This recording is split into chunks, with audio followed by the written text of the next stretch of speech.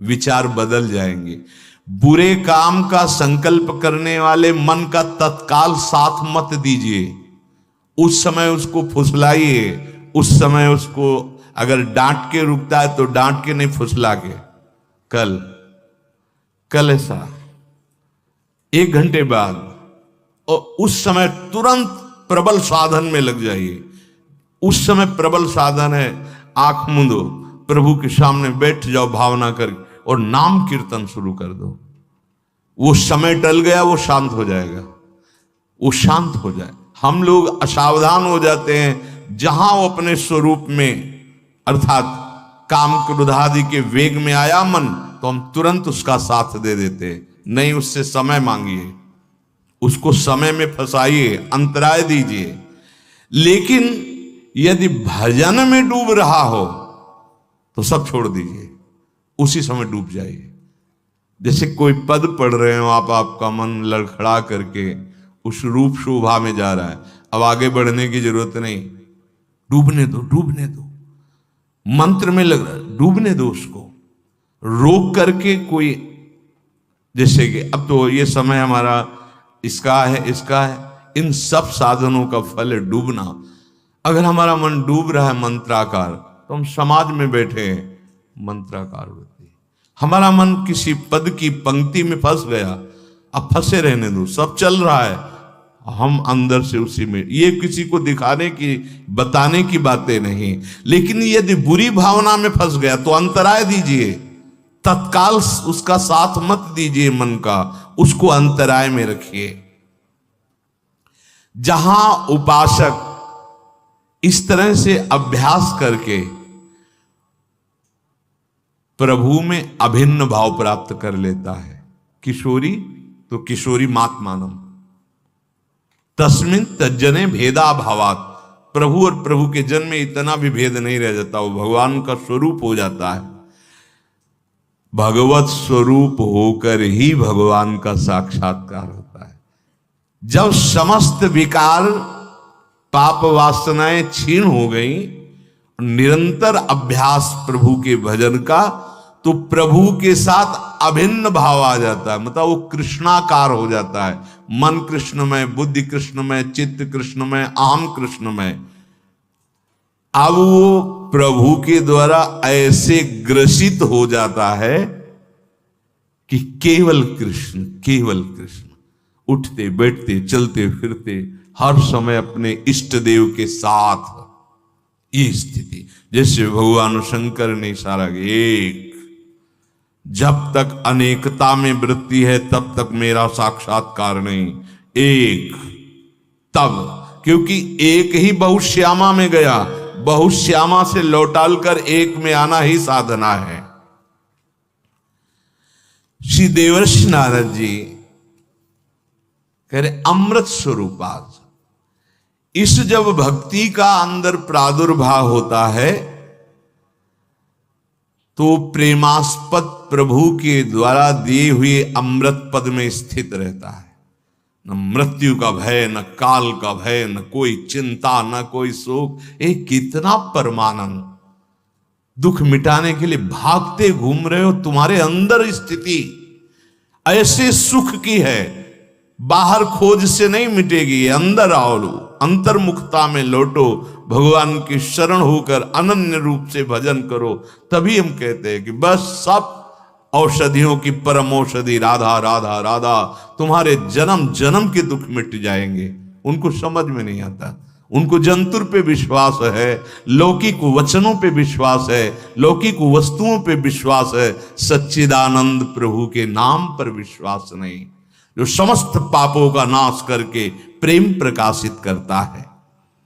जो विचारवान लोग हैं इस अमृत पद की महिमा को जानते हैं, जो प्रेम लक्षणा भक्ति से मिलती, तो कह रहे हैं अस विचारी हरि भगत सयाने, मुक्ति निरादर भगति लुभाने।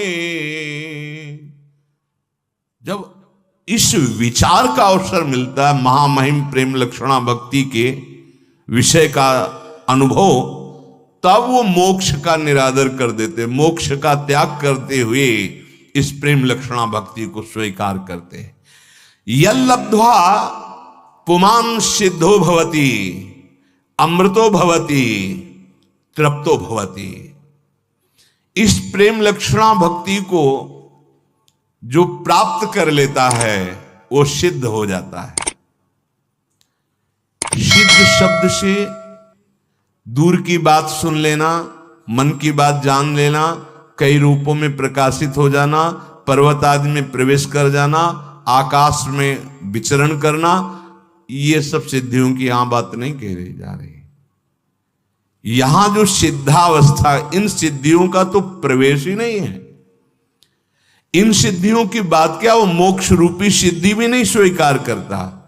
यद्यपि योग्यता ऐसी होती है कि ये सब सिद्धियां हाथ जोड़े आज्ञा के लिए खड़ी रहती हैं, अवसर ढूंढा करते कि कभी मेरे ऊपर एक कृपा कटाक्ष करके महान प्रेमी आदेश कर दे। वो इन सिद्धियों को प्रेम के आगे तिनके के समान तुच्छ समझकर त्याग देते हैं और इनको स्वीकार नहीं करते। जिस समय प्रेम का स्फुरण होता है तो इस मृत्यु लोक के भोगों की किसी की क्या सामर्थ्य की उसके चित्त में प्रभाव पैदा कर सके। न पारमेष्ठ्यम न महेंद्रधिष्णम न सार्वभौमम न रसाधिपत्यम न योग सिद्धि रपुनर्भवम वा मयि अर्पितात्मे क्षति मत विनान्यत्। ओहो, भगवान कहते हैं मेरे में चित्त जिसने अनन्य रूप से लगा दिया है उसके हृदय में ऐसा प्रेम स्फुरण होता है कि वो प्रेमी भक्त ब्रह्मा का पद, देवराज इंद्र का इंद्रासन, चक्रवर्ती सम्राट, लोक लोकांतरों का आधिपत्य, योग की सिद्धियां या सायुज्य मोक्ष आदि कुछ भी नहीं चाहता। ऐसा अपार आनंद उसके हृदय में प्रकट होता है, सब चाह मिट जाती है। रोमांचेन चमत्कृता तनुरियम भक्त्या मनो नंदितम प्रेमाश्रूणि विभूषयन्ति वदनम कंठम गिरो गदगदाः नास्माकं क्षणमात्रमप्यवसरः कृष्णार्चनं कुर्वताम मुक्तिर्द्वार चतुर्विधापि किमियम दास्याय लोलायते। मैं अपनी युगल जोरी की उपासना में लगा हूं, उनकी सेवा में। शरीर पुलकित हो रहा है उनका चिंतन करके, आंखों से अश्रु बह रहे हैं, वाणी गदगद हो रही, ठीक से बोला नहीं जा रहा है। मुझे तो अब एक क्षण के लिए भी फुर्सत नहीं कि किसी और आंख उठा के देखूं, पर इतने में सायुज्य सामीप्य सारूप्य आदि मोक्ष दरवाजे पे खड़े क्यों हाथ जुड़े हैं। नहीं चाहिए मुझे मोक्ष आदि, दीमानम न ग्रहणंति विना मत सेवनम जना मुक्ति द्वार चतुर्विधापि किमीम दास्याय लोलायते। ये मोक्ष दास की भांति हाथ जोड़े क्यों खड़ा, अर्थात जिसके हृदय में प्रेम जागृत हो जाता है तो मोक्ष सुख भी लुटता घूमता है चरणों में। वेणु कानन कुणित श्रवण सुंदर सुनत मुक्ति सम सकल सुख पाए पग पेलिरी, पाए पग पेलिरी। ये महान प्रेम लक्षणा वृंदावन रस मत्ता ये भक्ति है। हरि भक्ति महादेव्या सर्वा मुक्त्यादि सिद्धयः भुक्तयश्चाद्भुतास्तस्यास् चेटिका वदनुव्रताः। ये जो प्रेम लक्षणा भक्ति है, ये मुक्ति और अन्य सिद्धियां और विलक्षण प्रभाव, विलक्षण वैभव, ये दास की तरह, दासी की तरह ऐसे प्रेमी भक्त के आसपास मंडराता रहता है। वैभव, ऐश्वर्य, सिद्धियां वो हृदय से स्वीकार नहीं करता। उसका हृदय प्रिया प्रीतम के चरणारविंद के सुख में निमग्न रहता है। इसलिए यहां सिद्धि का अर्थ किसी चमत्कार का नहीं है। कृतकृत्यता का है, जीवन मुक्तता का है, पूर्णता का है। ये सकल वासनाहीन जे राम भगति रसलीन, कोई वासना नहीं, केवल प्रभु की प्रेम लक्षणा भक्ति में लीन। ये है ईश्वर लीन अवस्था, जीवन मुक्त अवस्था। प्रियतम युगल से इतना प्यार, इतनी प्रियता कि वो पूर्ण काम हो गया। ये पूर्ण कामता सबसे श्रेष्ठ पद है। कहां अभाव में भटक रहा था, कहां ऐसा भाव कि पूर्ण काम हो गया। कृतकृत्य हो जाना, पूर्ण काम हो जाना, यही भक्ति का अद्भुत चमत्कार है। क्योंकि उसके सामने लीला बिहारी प्रतिपल लीला करते रहते हैं। उस लीला के सिवा और उसके हृदय में कोई चाह नहीं रह जाती। मृत्यु की भी मृत्यु हो जाती है उस भक्त के जीवन में। अब मृत्यु नाम का कोई भय नहीं। शरीर ऐसे छूटता है जैसे सांप की केचुल छूट गई, जैसे हाथी के गले से मल्ली की माला टूट गई, उसको पता भी नहीं चला। ऐसे प्रेमी जनों का शरीर छूटता है जो जन्मत मरत दुशाह दुख होई। कोई भी भयावनी अब वृत्ति ही नहीं रह गई है, इसलिए वो तृप्तो भवति, वो परम तृप्त हो जाता है। लोक लोकांतर की कोई चाह नहीं रहती। जब तक प्रभु का साक्षात्कार नहीं होता तब तक ये स्थिति नहीं आती। ये लब्ध्वा पुमान सिद्धो भवति, अमृतो भवति, तृप्तो भवति, वो तृप्त हो जाता है। यत् प्राप्य न किंचिद वांछति, ना सोचति, ना द्वेष्टि, ना रमते, नोत्साही भवति। हे अज्ञान की धरा में स्थित जन समझ ही नहीं पाते। हाँ, कैसे समझेंगे? कक्षा 2 का विद्यार्थी पीएचडी में क्या है, डिग्री में क्या है, वो क्या जाने?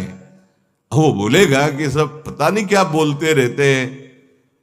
इनको तो चाहिए कि 2 दूनी 4, 2 3 या 6 2 चौको 8 बोले, क्योंकि 2 का है ना। वो उतना ही जानता है पहाड़ा और ककहरा और मात्रा। तो उससे आगे पढ़ करके जो पहुंच गए हैं उस विषय पर टिप्पणी नहीं करने का अधिकार उसको। तुम 2 में हो तो 2 में रहकर रसास्वादन करो, यही 2 की विद्या डिग्री में पहुंचा देगी। पर डिग्री को आप नकार दो, आप डिग्री की निंदा करने लगो, ऐसा नहीं। ये वृंदावन प्रेम खेत है, प्रेमियों का रसगढ़ है। यहां एक से एक महान गुप्त प्रेमी विराजमान है। दृष्टि नहीं है तो पार्थिव दृष्टि से तुम क्या देख पाओगे? यत् प्राप्य न किंचिद वांछति, ना सोचति, ना द्वेष्टि, ना रमते, नोत्साही भवति। जिस प्रिया प्रीतम की प्रेम लक्षणा भक्ति प्राप्त हो जाने पर यत् प्राप्य न किंचिद वांछति, ऐसी महान वस्तु को प्रेमी भक्त पा लेता है जिसके पाने के बाद कुछ पाना ही बाकी नहीं रहता। सारी इच्छाएं अपने आप शांत हो जाती। जन्म जन्म का प्यासा जीव जैसे अमृत समुद्र प्राप्त कर ले। आप क्या, वो छोटी मोटी गड़ैया गड्ढों की तरफ थोड़ी देखता है। ऐसे ही सच्ची मानिए, जन्म जन्मांतरों से जिस महान सुख की खोज, जिस महान प्यार की खोज, जिस अविनाशी परम पद की खोज हम भोगों में कर रहे हैं, गलत दिशा थी। आज गुरुदेव ने दिशा सही कर दी, प्रिया प्रीतम की तरफ। हर कदम दुख मिटाकर महासुख की तरफ बढ़ रहा है। बस धैर्य पूर्वक चलते चलो। यत् प्राप्य, जहां ये प्राप्त हुआ, न किंचिद वांछति, अब कोई हृदय में चाह ही नहीं रह गई। यही तो ब्रह्मबोध में होता है। ब्रह्मभूता प्रसन्नात्मा न सोचति न कांक्षति।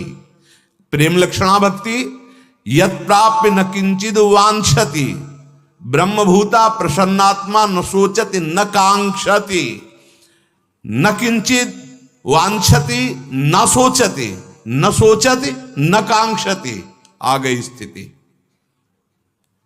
जो ज्ञान की चरम अवस्था, न सोचति न कांक्षति, भक्ति की चरम अवस्था, यत् प्राप्य, इसमें पहले कह दिया, न वांछति और न सोचति। ये जो न ज्ञानी है पूर्ण, न प्रेमी है, वो एक दूसरे की निंदा करते रहते हैं। कभी इस मार्ग की, कभी उस मार्ग की निंदा। क्या प्रभु का नाम लेने वाला भक्त, क्या प्रभु के चरणों की सेवा करने वाला भक्त, क्या प्रभु को दुलार करने वाला त्रिकाल में कभी निंदनीय हो सकता है? निंदनीय भगवत विमुख जन होते हैं। हमको उनकी भी निंदा नहीं करनी, उनके चरणों में प्रणाम करके वहां भी